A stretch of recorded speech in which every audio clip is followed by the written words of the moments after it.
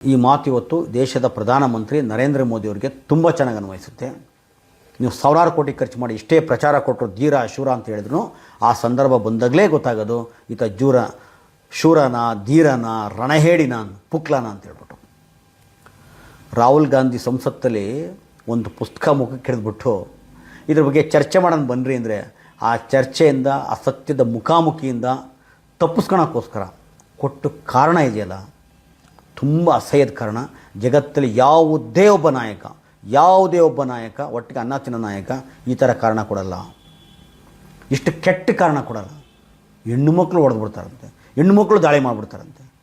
ಇವ್ರಿಗೊಂದು ಮಾಹಿತಿ ಇತ್ತಂತೆ ಸಂಸತ್ತಲ್ಲಿ ಪ್ರಧಾನಮಂತ್ರಿನ ಏನು ಅರ್ಧಕ್ಕರ್ಧ ಹೆಣ್ಮಕ್ಳಿಗೆ ಅವಕಾಶ ಕೊಟ್ಟು MP ಮಾಡಿದ್ರು ನೋಡಿ ನೀವೆಲ್ಲ. ಅದೆಲ್ಲ ಪಕ್ಷದವ್ರಿಗೆ ಅನ್ವಯಿಸುತ್ತದು ಅಲ್ವಾ? ಸಂಸತ್ತಲ್ಲಿ ಅರ್ಧಕ್ಕರ್ಧ ಬರೀ ಹೆಣ್ಮಕ್ಳೇ ಇದ್ದಾರೆ ನೋಡಿ, ಹೆಣ್ಮಕ್ಳು ದಾಳಿ ಮಾಡಿಬಿಡ್ತಾರಂತೆ. ಹೇಳೋ ಮಾತೇನ್ರಿ ಇದು? ಇಂಥ ಕಚಡ ಕಾರಣ ಕೊಡ್ಬೇಕಾಯ್ತಾ? ಬೇರೆನ ಕೊಡ್ಬೋದಾಯ್ತಲ್ಲಪ್ಪ. ನಂಗೆ ಹೊಟ್ಟೆ ನೋವು ಬಂದುಬಿಟ್ಟಿದೆ, ತಲೆನೋವು ಬಂದುಬಿಟ್ಟಿದೆ, ಶೂಟ್ ಹೊಲ್ಸೋಕ್ಕೆ ತುಂಬ ಲಕ್ಷಾಂತರ ರೂಪಾಯಿ ಶೂಟಲ್ಲಿ ಹೊಲ್ಸೋದು, ವಿದೇಶಕ್ಕೆ ಅಳತೆ ಕೊಡೋಕೆ ಹೋಗ್ತಾಯಿದ್ದೀನಿ, ಯಾವುದೋ ಅನ್ಯಗ್ರಹ ಜೀವಿಗಳು ಚುನಾವಣಾ ಪ್ರಚಾರಕ್ಕೆ ಕರೆದುಬಿಟ್ಟಾರೆ ನನ್ನ, ಕೊನೆ ಪಕ್ಷ ಪಾಕಿಸ್ತಾನಕ್ಕೆ ಬಿರಿಯಾನಿ ತಿನ್ನಕ್ಕೆ ಹೋಗ್ತಾ ಇದ್ದೀನಿ ಅಂತನಾದ್ರು ಒಂದು ಕಾರಣ ಕೊಡ್ಬೋದಾಯಿತು. ಹೆಣ್ಮಕ್ಳು ಹೊಡೆದ್ಬಿಡ್ತೀರ ಅಂತ ಕೊಡ್ತಿಲ್ಲಪ್ಪ. ಕಟ್ಕೊಂಡವ್ರ ಜೊತೆ ನೆಟ್ಟಗೆ ಸಂಸಾರ ಮಾಡಿದರೆ ಈ ಸೂಕ್ಷ್ಮತೆ ಸಂವೇದನೆ ಎಲ್ಲ ಇರೋದು ನಿಮಗೆ. ಅರ್ಧ ದಾರಲ್ಲಿ ಕೈ ಕೊಟ್ಟು ಬಂದು ಗಿರಾಕಿ ಅಲ್ವಾ, ಮತ್ತಿನ್ನೇನಿರುತ್ತೆ? ಮತ್ತೆ ಇನ್ನೇನು ಕಾರಣ ಕೊಡ್ತೀರಾ? ನಾನು ಮರ್ತುಬಿಟ್ಟಿದ್ದೆ ರೀ, ಅಯ್ಯೋ ದೊಣ್ಣೆ ತಂದ್ರಲ್ಲಪ್ಪ, ದೊಣ್ಣೆ ಹಿಡ್ಕೊಂಡು ಓಡಾಡಿದ್ರಲ್ಲ ಸೆಂಗೋಲ್, ಅದು ಧೈರ್ಯ ಕೊಡಲಿಲ್ವಾ? ಅಂದರೆ ಈ ಪೂಜಾರಿಗಳೆಲ್ಲ ಕೋಟಿಗಟ್ಟಲೆ ದುಡ್ಡು ತೊಗೊಂಡ್ಬಿಟ್ಟು ನಿಂಗೆ ಸುಳ್ಳು ಮಂತ್ರ ಹೇಳ್ಬಿಟ್ಟು ಯಾಮಾರಿಸ್ಬಿಟ್ರಾ? ಹೋಮ ಏನು ಹವನ ಏನು ಮಂತ್ರಗಳೇನು ತಂದಿಟ್ಕೊಂಬಿಟ್ರಲ್ಲ, ಅದು ಶಕ್ತಿ ಕೊಡಲಿಲ್ವಾ? ಧೈರ್ಯನೇ ಕೊಡಲಿಲ್ವಾ? ಅಂದರೆ ಎಲ್ಲ ಯಾಮಾರಿಸಿದ್ದಾರೆ, ಸುಳ್ಳು ಮಂತ್ರ ಹೇಳಿದ್ದಾರೆ, ನಿನ್ನ ಶೂದ್ರ ನೀನು ಓಡಿಸ್ಬೇಕು ಅಂತೇಳಿ ಪ್ಲ್ಯಾನ್ ಮಾಡಿದ್ದಾರೆ. ಫಸ್ಟು ದುಡ್ಡು ಕಿತ್ಕೊವ್ರ ಹತ್ರ ಹೇಳ್ತೀನಿ.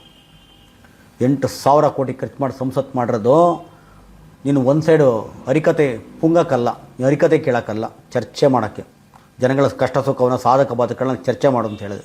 ಒಂದು ಸೈಡ್ ಮಾತಾಡೋ ಓಡೋಗೋದಲ್ಲ. ಈ ದೇಶದ ಪ್ರಧಾನಮಂತ್ರಿ ಕಳೆದ 11 ವರ್ಷದಲ್ಲಿ ಒಂದು ಚರ್ಚೆ ಮಾಡಿದಾರೇನ್ರಿ?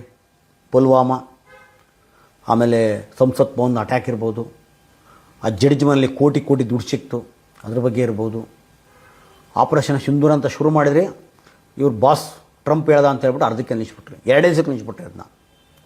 ಮತ್ತು ಸುಳ್ಳು ಹಬ್ಬಿಸಿದ್ರಲ್ಲ, ಜಾತಿ ಕೇಳ್ಬಾರ್ದಿಲ್ಲ ಧರ್ಮ ಕೇಳ್ಬಾರ್ದು ಸಾಯಿಸ್ಬಿಟ್ರು ಅಂತೇಳಿ ಅಷ್ಟೇ ಸುಳ್ಳು ಹಬ್ಬಿಸಿದ್ರಲ್ಲ, ಅದ್ರ ಬಗ್ಗೆ ಇರ್ಬೋದು, ಲಾಕ್ಡೌನ್ ಬಗ್ಗೆ ಇರ್ಬೋದು, ನೋಟ್ ಬ್ಯಾನ್ ಇರ್ಬೋದು, GST ಇರ್ಬೋದು, ಯಾವುದ್ರ ಬಗ್ಗೆ ಅನ್ನಾರು ಒಂದೇ ಒಂದಿನ ಸಂಸತ್ತಲ್ಲಿ ಚರ್ಚೆ ಮಾಡಿದ್ರಾ? ಮುಖಾಮುಖಿಯಾಗಿದ್ರಾ? ಮೀಟ್ರ್ ಬೇಕಕ್ಕೆ, ಅಥವಾ ಪತ್ರಕರ್ತರಿಗೆ ಮುಖಾಮುಖಿಯಾಗಿದ್ರಾ? ಒಂದು ಪತ್ರಿಕಾಗೋಷ್ಠಿ ಮಾಡೋ ಯೋಗ್ಯತೆ ಇಲ್ವೇನ್ರಿ? ಅಂಥ ಪ್ರಬಲ ಬ್ರಿಟಿಷ್, ಇಡೀ ಜಗತ್ತನ್ನೇ ಆಳ್ತಿದ್ದಂಥ ಬ್ರಿಟಿಷರಿಗೆ ಎದೆ ಕೊಟ್ಟು ನಿಂತು ಹೋರಾಟ ಮಾಡಿದಂಥ ಧೀರ ಮಹಾತ್ಮ ಗಾಂಧಿ ಅಂತ ಜಗಜ್ಜಟ್ಟಿಯ ನೇತೃತ್ವದಲ್ಲಿ ಸ್ವತಂತ್ರ ಭಾರತಕ್ಕೆ ಇಂಥ ಒಬ್ಬ ಪುಕ್ಲ ಪ್ರಧಾನಿನ ಹೆಣ್ಮಕ್ಳು ಹೊಡಿತಾರೆ ಅಂತ ಹೇಳಿದೆ ಕೇಳಿದ್ರೆ ಓಡೋಗ್ಬಿಟ್ಟಲ್ಲ. ನಿನ್ನಂಥ ಪುಕ್ಲ ಪ್ರಧಾನಿ ನೆನೆಸ್ಕೊಂಡು ಇಡೀ ಜಗತ್ತು ಅಂಡು ಬಡ್ಕಣ್ಣಾಗಲ್ವ? ಕೊನೆ ಪಕ್ಷ ನೆಹರು ಬೈಯಕಾರ ಬರಬೇಕಾಗಿತ್ತಲ್ಲ, ಅದೇ ತಾನೇ ಮಾಡೋದು ನೀವು. ನೆಹರು ಬೈಕ್ ಕೂತ್ಕೊಳೋದು. ಚೈನಾದಲ್ಲಿ ವಾರ್ ನಡೀತಾ ಇರುತ್ತೆ, ನೆಹರು ಸಂಸತ್ತಲ್ಲಿ ಬಂದು ಚರ್ಚೆ ಮಾಡ್ತಾರೆ, ಉತ್ತರ ಕೊಡ್ತಾರೆ. ನೆಹರು ಕಾಲದಲ್ಲಿ ಘಟಾನುಘಟಿ ವಿರೋಧ ಪಕ್ಷ ಲೀಡರ್ಗಳಿದ್ದರು, ಎಂತೆಂಥರಿದ್ದರು. ಉದಾಹರಣೆ ಲೋಹಿಯಾ ತಗೊಳ್ಳಿ, ಡಾಕ್ಟರ್ ರಾಮ್ ಮನೋಹರ್ ಲೋಹಿಯಾ ನೆಹರುವರ ಪ್ರತಿ ಹೆಜ್ಜೆಯನ್ನು ಪ್ರತಿ ಮಾತನ್ನು ವಿಮರ್ಶೆ ಮಾಡ್ತಾಯಿದ್ರು, ಖಂಡಿಸ್ತಾಯಿದ್ರು. ಲೋಹಿಯಾ ಥರ ಒಬ್ಬ ಪ್ರಧಾನಮಂತ್ರಿಯನ್ನು ಮುಖ್ಯಸ್ಥರನ್ನ ಖಂಡಿಸಿದಂಥ ಜಗತ್ತಲ್ಲಿ ಯಾರೂ ಇಲ್ಲ. ಆದರೆ ನೆಹರು ಯಾವತ್ತೂ ಅವ್ರನ್ನ ಅರ್ಬಲ್ ನಕ್ಸಲ್ ಅಂತ ಜೈಲಿಗೆ ಹಾಕ್ಸಿಲ್ಲ, ಯಾವುದೋ ಸುಳ್ಳು ಕೇಸಾಗಿ ಜೈಲಲ್ಲಿ ಕೊಳೆಯಂಗೆ ಮಾಡಲಿಲ್ಲ. ಮುಖಾಮುಖಿ ಆದರು, ಸತ್ಯಕ್ಕೆ ಮುಖಾಮುಖಿ ಆದರು, ಚರ್ಚೆ ಮಾಡಿದರು, ಅವ್ರ ಮೇಲೆ ಪ್ರೀತಿನೇ ಇಟ್ಕೊಂಡಿದ್ರು. ವೈಯಕ್ತಿಕ ಯಾವ ದ್ವೇಷ ಮಾಡಲಿಲ್ಲ, ಯಾರೂ ಮಾಡಲಿಲ್ಲ ದ್ವೇಷನ. ನೀವು ಮಾತ್ರ ವೈಯಕ್ತಿಕ ದ್ವೇಷ ಮಾಡ್ತೀರ. ನಿಮ್ಮನ್ನು ಟೀಕೆ ಮಾಡಿದರೆ ದೇಶ ಟೀಕೆ ಮಾಡ್ದಂಗಂತೆ, ನಿಮ್ಮನ್ನು ವಿಮರ್ಶೆ ಮಾಡಿದ್ರೆ ದೇಶದ್ರೋಹಿ ಅಂತೆ. ಎಷ್ಟು ಜನ ನರಳಿಸ್ತಾ ಇದ್ರ, ಕೇಸ್ ಹಾಕಿದ್ರೆ ನೀವು? ನಾಚಿಕೆ ಆಗಲ್ವ ನಿಮಗೆ? ನಾಚಿಕೆ ಆಗಲ್ವೇನ್ರಿ? ನೀವು ಯಾವುದು ದೇಶ, ಸೈನಿಕರು, ಪಾಕಿಸ್ತಾನ ಇಂಥದ್ದು ಸಾಬ್ರು ಮತ್ತೊಂದು ಕತೆ ಹೊಡ್ಕೊಂಡು ಚುನಾವಣೆ ಮಾಡ್ತೀರಾ? ಆ ಪುಸ್ತಕದ ಬಗ್ಗೆನೇ ಅಪ್ಪ ಚರ್ಚೆ ಮಾಡ್ತಿರೋದು. ಅಂಥ ಸೈನಿಕ, ದೇಶಪ್ರೇಮಿ ಸೈನಿಕ ಬರೆದಿರೋ ಪುಸ್ತಕ, ಒಬ್ಬ ಜನರಲ್ ಬರೆದಿರುವ, ಮೇಜರ್ ಜನರಲ್ ಬರೆದಿರುವ ಪುಸ್ತಕದ ಬಗ್ಗೆ ಚರ್ಚೆ ಮಾಡೋಕ್ಕೆ ಬಾರಪ್ಪ ಇಲ್ಲಿ ಅಂದರೆ ಏತ್ಲಾಡಿತಲೆ ಎದ್ಕೊಂಡು ಹೊಡೋಕ್ಕೆಲ್ಲ ರಣಹೇಡಿ ಅಲ್ವಾ ನೀವು? ರಣಹೇಡಿ ಪ್ರಧಾನಮಂತ್ರಿ ಅಲ್ವಾ? ನಮ್ಮ ಸ್ನೇಹಿತರು ಪದೇ ಹೇಳ್ತಿದ್ರು, ಕಿರೀಟ ಮಾತ್ರ ಬೇಕು, ತಲೆನೋವು ಬೇಡ ಅಂತ. ಕಿರೀಟ ಬೇಕಂದ್ರೆ ತಲೆನೋವು ಬೇಡವಂತೆ. ಪ್ರಚಾರ ಬೇಕು, ಎಲ್ಲಿ ನೋಡ್ರು ಫೋಟೋ ಹುಚ್ಚು. ಯಾವ ಮಟ್ಟಕ್ಕೆ ಅಂದರೆ ಒಂದು ಚಿಕ್ಕ ಮಗು ಅಡ್ಡ ಬರಲಿ, ಮುದುಕರು ಬರಲಿ, ಅಥವಾ ಸ್ವಂತ ಪಕ್ಷದ ಅಡ್ಡ ಬಂದ್ರೂ ತಳ್ಳಿಬಿಡೋದು, ಒಳ್ಳೆ ಅನಾಗರಿಕ ಥರ ಕೈ ತಳ್ಳಿಬಿಡೋದು, ಎತ್ತ ತಾಯಿ ಊಟ ಮಾಡಿಸೋಗ್ಲು ಪ್ರಚಾರ ಪ್ರಚಾರ ಪ್ರಚಾರ. ಅದೇ ಬಾಯಲ್ಲಿ ಚರ್ಚೆ ಮಾಡೋಣ, ಹಲವಾರು ವಿಚಾರಗಳಿದ್ದಾವೆ, ಚರ್ಚೆ ಮಾಡೋಣ ಅಂದ ತಕ್ಷಣ ಬರಲ್ಲ. ಅದಕ್ಕೆ ಹೇಳಿದ್ದು, ಇಂಥ ಒಬ್ಬ ಪೊಕ್ಕ ಪ್ರಧಾನಿಯನ್ನು ದೇಶ ಯಾವತ್ತೂ ಕಂಡಿಲ್ಲ, ಕೇಳಿಲ್ಲ ಅಂತ ಹೇಳ್ಬಿಟ್ಟು. ಮತ್ತು ಈ ಮನುಷ್ಯ ಆ ದೋವಲನ್ನ ಮುಂದಿಟ್ಕೊಂಡು ಪ್ರತಿ ಚುನಾವಣೆ ನಡೆಸಿದ್ದು ನರಮೇಧದ ಮೇಲೆ. ಪ್ರತಿ ಚುನಾವಣೆ ನರಬಲಿ ಕೊಟ್ಟೆ ಮಾಡಿರ್ತಿದ್ರು.